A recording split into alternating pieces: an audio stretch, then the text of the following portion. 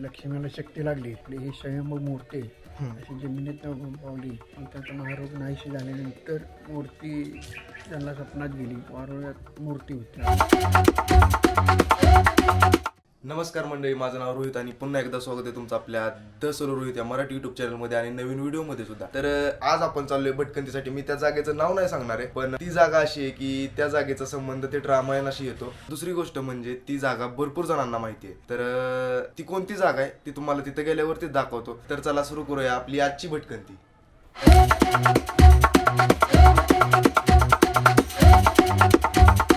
पोचलोय आजच्या भटकंतीच्या ठिकाणी. तुम्हाला आजची भटकंतीची जागा दाखवतो जी भरपूर जणांना माहिती आहे. मी अगोदरच बोललेलो, ती म्हणजे ही जागा जरंडेश्वर. सातारपासून 15 किलोमीटर अंतरावर असलेलं हे हनुमानाचं प्रसिद्ध मंदिर. तर आता आपण इथं पोहोचलेलो आहे आणि आपण करूया आजच्या भटकंतीला सुरुवात. पण इथं आलेल्या पहिल्यांदा सुरुवातीला आपल्याला इथे एक लहान मंदिर पाहायला मिळतं. बघूया आपण मंदिरामध्ये. इथे पण हनुमानाची एक छोटी मूर्ती पाहायला मिळते. मंदिराच्या दिशेने जाऊया दर्शनासाठी. सुरुवातीला आपल्याला अशी कमान पाहायला मिळते. जरंडेश्वर भक्तांचे हार्दिक स्वागत आहे अशी कमान पाहायला मिळते. तर आम्हाला यायचं होतं सकाळी लवकर, पण विशालने केला उठायला उशीर, त्यामुळं आम्हाला इकडे यायला पण उशीर झाला. तर आज आपल्यासोबत हा विशाल आहे. माणसं लग्न झाल्यावर बदलतात असं म्हणतात, फक्त म्हणतात, पण ह्याचं जिवंत उदाहरण हे होय. लग्न झाल्यावर एवढं पण नाही बदलावं, नाही का? माझ्यात जो झालेला बदल आहे तो सगळा ह्याच्यामुळे झाला. कारण प्रत्येक वेळेस जाणीव करून द्यायची गरज नाही पडली पाहिजे. स्वतःचं लग्न झाल्यावर पण कळेल. तेच मी माझं लग्न झाल्यावर तुम्हाला दाखवेल. तुम्ही जे मला दाखवलंय ते. लग्नाच्या आधी सगळी अशीच पोपट असते. ते सांगतोय, तुम्ही जे दाखवलंय ते माझं लग्न झाल्यावर मी तुम्हाला दाखवेल. एवढं लवकर थांबला वय. सुरुवात केली आपण आता चढायला.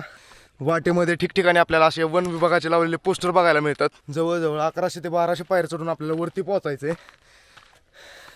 सुरुवातीलाच आम्हाला धाप लागली. मला तरी लेट लागली, पण ह्याला लवकर लागली. हनुमान आता बघतोय तो, आणि त्यात आम्हाला उशीर पण झालाय, त्यामुळं ऊन पण पडले. ऐका बोलाय पण येणार.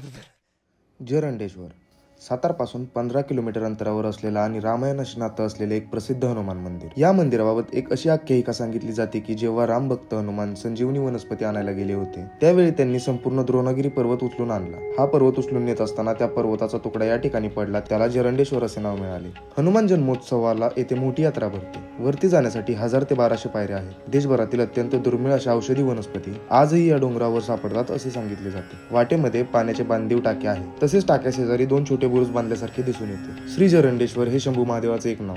मंदिरात प्रवेश करताच एक महादेवाची पिंड पाहायला मिळते. तसेच हिंदू देवदेवतांच्या मूर्ती नजरेस पडतात. पुढे आतमध्ये श्री मारुतीरायाचे मंदिर आहे. या मंदिरातील मूर्तीचे वैशिष्ट्य म्हणजे येथील मारुतीला मिशा आहेत. हे स्वयंभू मंदिर असावे अशी येथे येणाऱ्या भाविकांची श्रद्धा आहे. राम भक्त हनुमानाच्या मंदिराच्या पाठीमागे प्रभू श्रीरामांचे मंदिर आहे. मंदिरामध्ये प्रभू श्रीरामचंद्र, सीतामाता आणि लक्ष्मण यांच्या मूर्ती आहेत. तसेच बाहेरच्या बाजूस जय विजय या द्वारपालांच्या मूर्ती आहेत. प्रभू श्रीरामांच्या मंदिरामागूनच एक वाट जाते. त्या वाटेने गेले असता समर्थ रामदास स्वामींच्या गुहेचे दर्शन होते. येथून मिळालेली माहिती अशी की जेव्हा समर्थ रामदास स्वामी येथे सेवेसाठी होते, तेव्हा त्यांना दृष्टांत घडला आणि मग पुढे जाऊन त्यांनी 11 मारुतींची स्थापना केली.